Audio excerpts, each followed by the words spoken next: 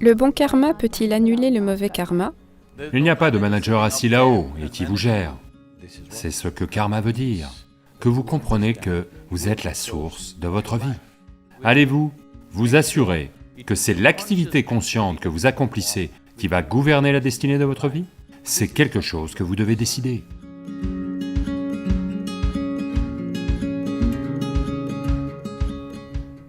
Sadhguru, une question sur le karma. Elle est... Alors, le bon karma peut-il compenser le mauvais karma? Et Qu'avez-vous fait aujourd'hui? je pose la question pour l'humanité, pas pour moi. Et notre vie est-elle prédestinée, ou pouvons-nous la changer par le karma? Et qu'est-ce que le bon karma?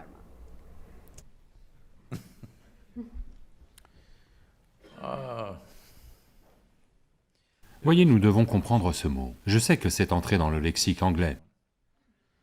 Karma est un mot anglais maintenant.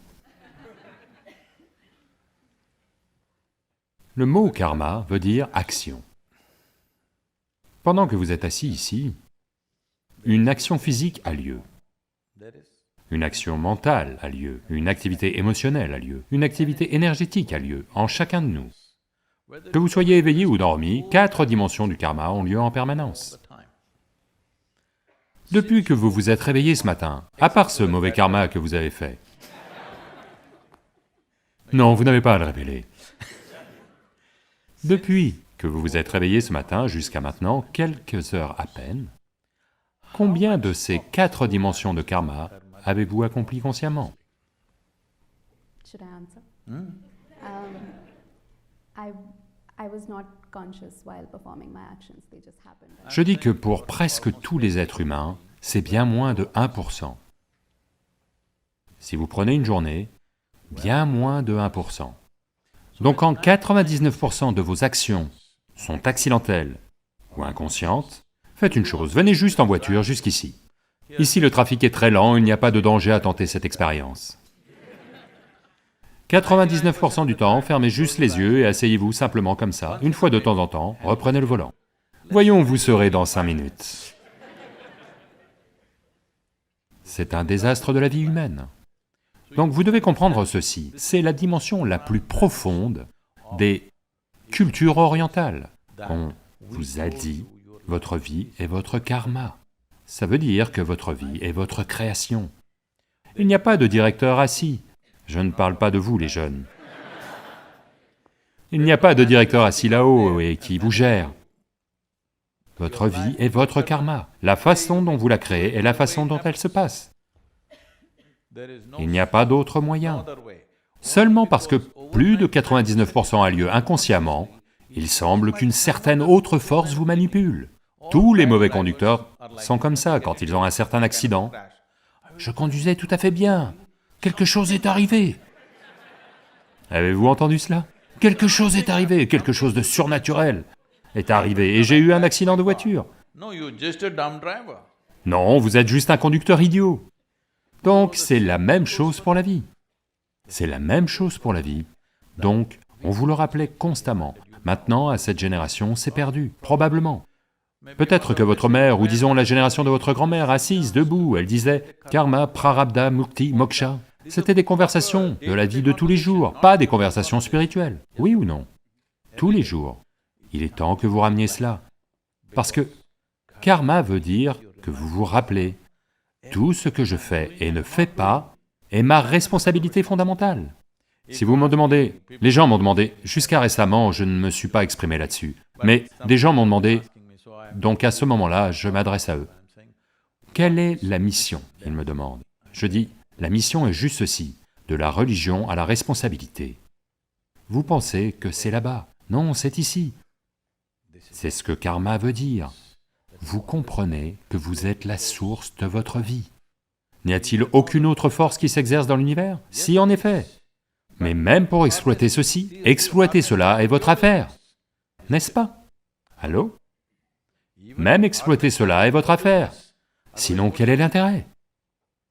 Donc karma veut dire, votre vie est votre création. Il n'y a rien d'autre qui peut décider.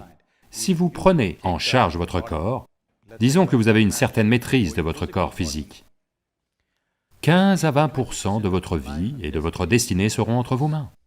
Si vous prenez en charge votre processus mental, 50 à 60% de votre vie et de votre destinée seront entre vos mains. Si vous prenez en main vos énergies vitales de base, 100% de votre vie et de votre destinée seront entre vos mains. Chaque jeune doit d'abord explorer cette dimension avant d'entrer dans le monde et d'abîmer d'autres gens. Oui, très important. Mais quelle est la solution pour le mauvais karma du matin? Vous devez comprendre que le karma n'est pas comme un système de récompense et de punition. C'est juste de la mémoire résiduelle en vous-même. Tout, chaque pensée, chaque émotion, chaque action, chaque mouvement que vous faites, d'une manière ou d'une autre est enregistré là-dedans. Cette mémoire crée une tendance pour vous, parce que tant de mémoire est accumulée, naturellement, c'est comme un logiciel, vous écrivez un programme inconscient à chaque instant. Voyez, si vous marchez d'ici à là, je vous le dis, il y a au moins 25 odeurs différentes. Vous n'en êtes pas conscient, à moins que quelque chose ne soit très fort, intense, d'une façon ou d'une autre, positive ou négative, alors vous allez remarquer, autrement vous ne le remarquerez pas. Vous verrez, si un chien passe, il vous analyse simplement. Ce que vous avez fait, ce que vous n'avez pas fait, votre bon karma, mauvais karma, tout, il l'analyse simplement. Oui ou non? Vous aussi êtes conscient. Votre système aussi le perçoit, parce que votre système neurologique est bien supérieur au système neurologique du chien. Êtes-vous d'accord avec moi? Allô? Ceux qui adorent les chiens, c'est bon. Le système neurologique humain est bien plus développé que celui de toute autre créature, vous en êtes aussi capable. Mais à cause de votre activité cérébrale, vous passez à côté. Faites une chose, allez vivre dans la jungle pendant un certain temps. Vous verrez tout d'un coup votre odorat. Vous savez, simplement tout, juste en levant un peu votre nez. En mettant le nez dehors, vous savez simplement ce qui arrive, ce qui se passe. Vous verrez dans les villages en Inde, ils vont dire, il va pleuvoir aujourd'hui. Vous comprenez? Rien, aucun signe de pluie, aucun nuage, rien du tout. Il va simplement... Et il va dire, il va pleuvoir aujourd'hui, et il va pleuvoir. Parce que les changements ont lieu dans l'atmosphère. Donc, à cause de cette nature inconsciente, si vous marchez d'ici à là, ces 25 odeurs, par exemple, sont toutes enregistrées dans le système. Et c'est pareil pour tout. Les données visuelles, les données audio, tout est enregistré, enregistré, enregistré. Suivant le type de matériel que vous avez intégré, lentement vous allez développer une tendance inconsciente. Tout à coup, vous êtes comme ça, pas autrement, à cause du genre de données que vous avez intégrées. Ces tendances, traditionnellement, parce que vous venez des livres sacrés, traditionnellement, on les appelle Vasana. Vasana est une très bonne expression parce que Vasana signifie littéralement odeur. Donc, suivant le type d'odeur, vous allez attirer à vous le type de vie correspondant. Ou bien vous vous dirigez dans cette direction, c'est ce qu'ils essayent de dire. Mais essentiellement, pour employer une terminologie moderne, vous créez un logiciel inconscient, donc naturellement il commence à fonctionner d'une certaine manière. Peu importe le logiciel, pouvez-vous le réécrire? Bien sûr vous le pouvez. C'est aussi votre karma.